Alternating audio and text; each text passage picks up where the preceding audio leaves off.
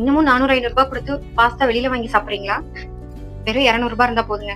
வீட்லயே சூப்பரா கிரீமியா white sauce pasta செஞ்சு சாப்பிடலாம். எப்படிங்கறத இந்த வீடியோ ஃபுல்லா பாருங்க. பாஸ்தாவை வேக வச்சுக்கலாம். அதுக்கு தண்ணி ஆட் பண்ணிட்டு கொஞ்சம் சால்ட் போட்டு பாயில் பண்ணி எடுத்துக்கோங்க. தேவையான அளவு சால்ட் போட்டு பாயில் பண்ணி எடுத்துக்கலாம். ஒயிட் சாஸ் பாஸ்தா சேர்த்துக்கு ஃபர்ஸ்ட் பட்டர் போட்டுக்கலாம். நான் 2 பட்டர் போட்டு பட்டர் நல்லா மெல்ட் ஆகணும். கூட நான் கொஞ்சம் கட் பண்ணி வச்ச கார்லிக் சேர்த்துறேன். நல்லா சாட்டே பண்ணிடுங்க. கூட நான் கோதுமை மாவை 1 ஸ்பூன் போட்டு நல்லா கரைச்சி வச்சுக்கேன். அதை ஆட் பண்ணிக்கலாம். உங்களுக்கு பாஸ்தாக்கு தேவையான அளவு பால் ஆட் பண்ணிக்கலாம். கலந்துக்கலாம். வேக வச்ச பாஸ்தா தனியாக ஆட் பண்ணிக்கிறேன். சால்ட் ஆட் பண்ணிக்கோங்க.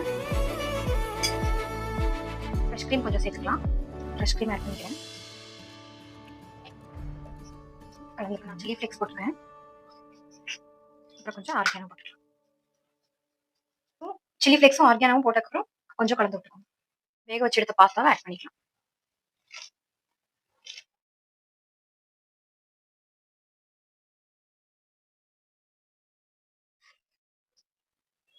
கண்டிப்பா ட்ரை பண்ணி பார்த்துட்டு இந்த ரெசிபி எப்படி வந்ததுன்னு கமெண்ட்ல சொல்லுங்க.